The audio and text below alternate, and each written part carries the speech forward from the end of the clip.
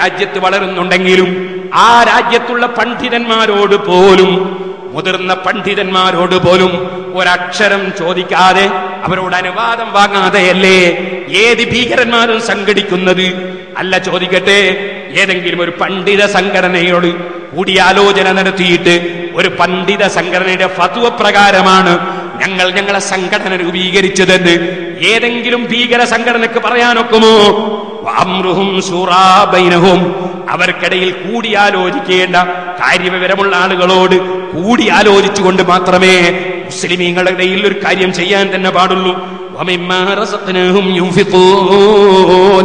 അതുകൊണ്ട് ആ സഹോദരന്മാര്, കേരളത്തിൽ സമസ്ത കേരള ജമിയത്തുൽ ഉലമ അത് പണ്ഡിതന്മാര് കൂടിയാലോചിച്ചുണ്ടാക്കിയ സംഘടനയാണ്. അതിന്റെ കീഴിൽ പിന്നെ ഒരുപാട് പ്രവർത്തനങ്ങൾക്ക് അത് രൂപം കൊടുത്തിരിക്കുകയാണ്.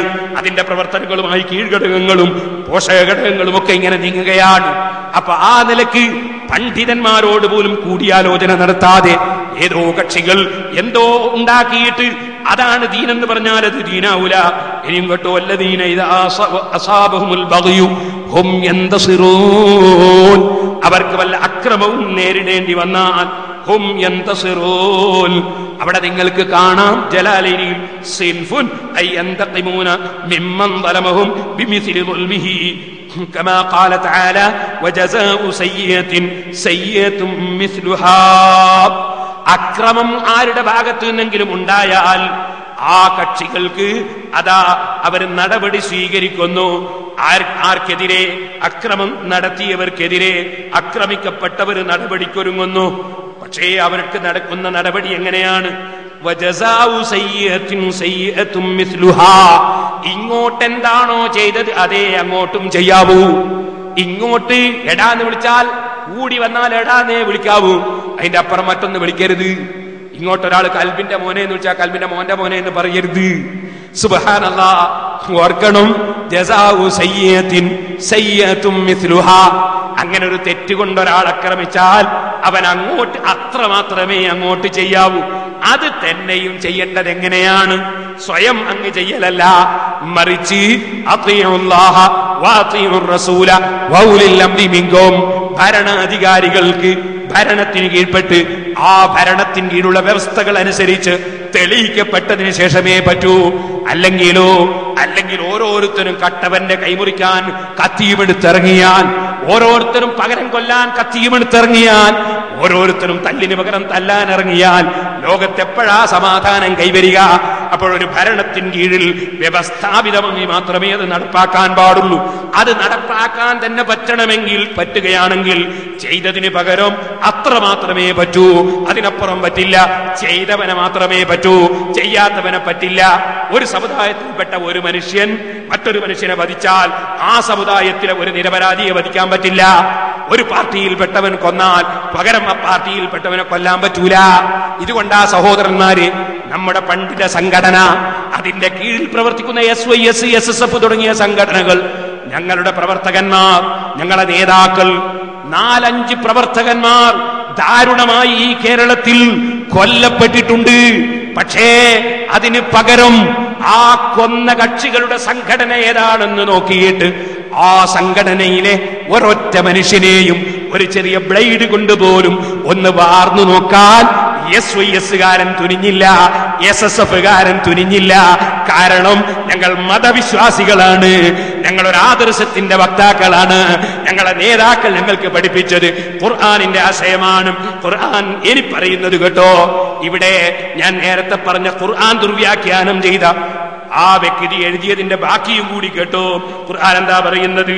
വളരെ വ്യക്തമായി പറഞ്ഞു, ഫമൻ അഫാ, വല്ലവനും ഇങ്ങോട്ട് അക്രമം ചെയ്തവന് വിട്ടുവീഴ്ച ചെയ്താൽ, വഅസ്ലഹ എന്നതിന് ജലാലിനി തഫ്സീർ, വഅസ്ലഹൽ വുദ്ദ ബൈനഹു വബൈനൽ മാഫൂവി അൻഹു, വിട്ടുവീഴ്ച ചെയ്യപ്പെട്ടവന്റെയും അവന്റെയും ഇടയിൽ സൗഹാർദ്ദം നന്നാക്കി ജീവിക്കുകയും ചെയ്താൽ, ആക്രമിച്ചവനോട് സൗഹാർദ്ദം കാണിച്ച് ജീവിക്കുകയും ചെയ്താൽ, ഫഅജ്റുഹു അലല്ലാഹ്, അങ്ങനെ സൗഹാർദ്ദത്തിനൊരുങ്ങിയവന് പടച്ചവന്റെ അടുക്കൽ വലിയ പ്രതിഫലമാണ്.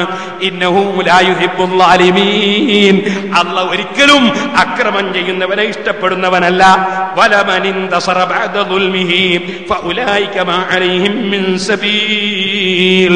ഇങ്ങോട്ട് അക്രമം ചെയ്തതിന് അതേപോലെ പകരം അക്രമം ചെയ്യണമെന്ന് അവൻ കേസ് പറഞ്ഞ് അത് തെളിയിക്കപ്പെട്ടതിന് ശേഷം അതേ രൂപത്തിൽ അങ്ങോട്ട് തിരിച്ചടിക്കാൻ നടപടിക്ക് ചെന്നവൻ കുറ്റക്കാരനല്ല, അവന്റെ പേരിൽ നടപടി സ്വീകരിക്കുന്നത് ശരിയല്ല. എന്നിട്ട് അത് പറഞ്ഞിട്ട് ഖുർആൻ പറയുകയാണ് ഫഉലൈക മാ അലൈഹിം മിൻ സബീൽ, അവർക്കെതിരെ നടപടി എടുക്കുന്നത് ശരിയല്ല. തെറ്റ് ചെയ്തവൻ ആ ചെയ്ത തെറ്റിന് പകരം അതേപോലെ മാത്രം അങ്ങോട്ട് ചെയ്യാൻ നടപടിക്കൊരുങ്ങിയിട്ട് അത് ചെയ്യേണ്ട മാർഗത്തിലൂടെ നിയമപരമായി ചെയ്താൽ അതിന്റെ പേരിൽ ഒരു നടപടി പിന്നെ പാടില്ല. ഇന്നമസ്സബീലു അലല്ലദീന യദ്ലിമൂന الناس ويبغون في الأرض بغير الحق أولئك لهم عذاب أليم. ജനങ്ങളെ ആക്രമിക്കുന്ന കക്ഷികൾ, ഭൂമിയിൽ അവകാശമില്ലാതെ പ്രവർത്തനം നടത്തുന്നവർ. ഞാൻ ചോദിക്കട്ടെ, ഭീകരവാദികൾക്ക് ഇവിടെയുള്ള തെറ്റുകാരെ ശിക്ഷിക്കാൻ എന്തവകാശമാണ്? ഭരണകൂടത്തിന് അവകാശമുണ്ട്, ഭരണാധികാരികൾക്ക് അവകാശമുണ്ട്. അതേസമയത്ത് സംഘടനകൾക്ക് അതുപോലെ ഭീകരവാദികൾക്ക് എന്തവകാശമാണ്? പകരം ശിക്ഷ ചെയ്യാൻ എന്തവകാശമാണ്? അവകാശമില്ലാതെ പ്രവർത്തിക്കുന്നവരാണ് സർവ്വ ഭീകരവാദികളും. ഉലൈക ലഹും അദാബുൻ അലീം, അവർക്ക് കഠിനമായ ശിക്ഷയുണ്ട് നബിയേ. ഇത് പറഞ്ഞിട്ട് വീണ്ടും അല്ലാഹു പറയാണ് വലമൻ സ്വബറ വഗഫറ ഇന്ന ദാലിക മിൻ അസ്മിൽ ഉമൂർ. ആരെന്ത് തെറ്റ് ചെയ്താലും അപ്പോഴൊക്കെ ക്ഷമിക്കുകയും അതുപോലെ പൊറുക്കുകയും ചെയ്യുന്ന കക്ഷികൾ അവര് ഏറ്റവും നല്ല ശറഇൽ ഏറ്റവും നല്ല തീരുമാനം കൈക്കൊണ്ടവരും അത് സ്വീകരിച്ചവരുമത്രേ. അപ്പോൾ ആര് തെറ്റ് ചെയ്താലും തെറ്റിനെ തെറ്റുകൊണ്ട് നേരിടണമെന്ന് പറയുന്ന ആശയം ഇസ്ലാമല്ല, ഭീകരവാദം ഇസ്ലാമല്ല. ഇത് എന്റെ മുസ്ലിം സഹോദരന്മാർ മനസ്സിലാക്കണം.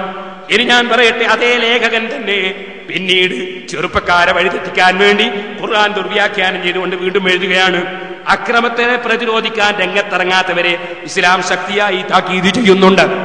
എന്താ അയാൾ എഴുതിയത്? അക്രമത്തെ പ്രതിരോധിക്കാൻ രംഗത്തിറങ്ങാത്തവരെ ഇസ്ലാം ശക്തമായി താക്കീത് ചെയ്യുന്നുണ്ട്. അപ്പൊ ഏതെങ്കിലും ഒരു സ്ഥലത്ത് അക്രമം നടക്കുമ്പോ നമ്മളെല്ലാവരും രംഗത്തിറങ്ങുക പ്രതിരോധിക്കാൻ. ഓ മനുഷ്യ, അള്ളാന്റെ ഖുർആൻ എന്തിനിങ്ങനെ ദുർവ്യാഖ്യാനം ചെയ്യണം? നമ്മൾ അതിനെ പ്രതിരോധിക്കാൻ നമ്മൾ രംഗത്തിറങ്ങുകയല്ല ചെയ്യേണ്ടത്. അത് രംഗത്തിറങ്ങാൻ ഇവിടെ നിശ്ചയിക്കപ്പെട്ട നിയമപരമായി ഏത് കക്ഷികളുണ്ടോ അവരാണ് അതിന് രംഗത്തിറങ്ങേണ്ടത്. നിയമപാലകന്മാരിറങ്ങണം, കോടതി ഇറങ്ങണം, അതിന്റെ ഭരണകർത്താക്കൾ ഇറങ്ങണം. അവരിറങ്ങാൻ സമാധാനപരമായ അന്തരീക്ഷത്തിൽ അവർക്ക് പ്രചോദനം നൽകാൻ ആവശ്യമായ സമരമുറകൾ നിങ്ങൾക്ക് സംഘടിപ്പിക്കാം. അതല്ലാതെ നിയമം ലംഘിച്ചുകൊണ്ട് രാജ്യത്ത് അരാജകത്വം ഉണ്ടാക്കുന്ന വിധത്തിൽ ഓരോരുത്തരും ഇവിടെ രംഗത്തിറങ്ങുകയെന്ന് പറയുന്ന ആശയം അത് ഇസ്ലാമല്ല. ഇനി ഞാൻ പറയട്ടെ, എന്നിട്ട് അദ്ദേഹം മറ്റൊരായത്ത് ദുർവ്യാഖ്യാനം ചെയ്യാണ്. കപട വിശ്വാസികൾക്ക് വേദനയേറിയ ശിക്ഷയുണ്ട് എന്ന സന്തോഷ വാർത്ത നീ അവരെ അറിയിക്കുക.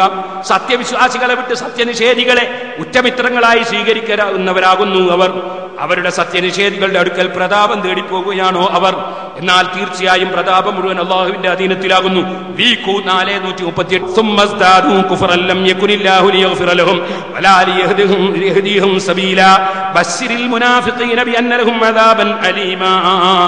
എന്ന് പറഞ്ഞുകൊണ്ട് പരിശുദ്ധ ഖുർആനിൽ അല്ലാഹു പറയാണ്, അല്ലദീന യത്തഖിദൂനൽ കാഫിരീന ഔലിയാ മിൻ ദൂനിൽ മുഅ്മിനീന അയബ്തഖൂന ഇൻദഹുൽ ഇസ്സത ഫഇന്നൽ ഇസ്സത ലില്ലാഹി ജമീആ. ഈ ആയത്തിൽ പറയുന്ന വിഷയം എന്താണ്? അല്ലാഹുവിന്റെ ഖുർആനിനെ നിസ്സാരപ്പെടുത്തിയും മുഹമ്മദ് നബി സല്ലല്ലാഹു അലൈഹി വസല്ലം തങ്ങളെ തള്ളിപ്പറഞ്ഞും ഇസ്ലാമിന്റെ വിരോധികളുടെ കൂടെ പക്ഷം ചേർന്നുകൊണ്ട് സംസാരിക്കുന്ന മുനാഫിഖുകളെ സംബന്ധിച്ച് അല്ലാഹു പറഞ്ഞതാണ് ഈ ആയത്തെന്ന് ഇമാം റാസി ഇവിടെ വിശദീകരിക്കുന്നത്.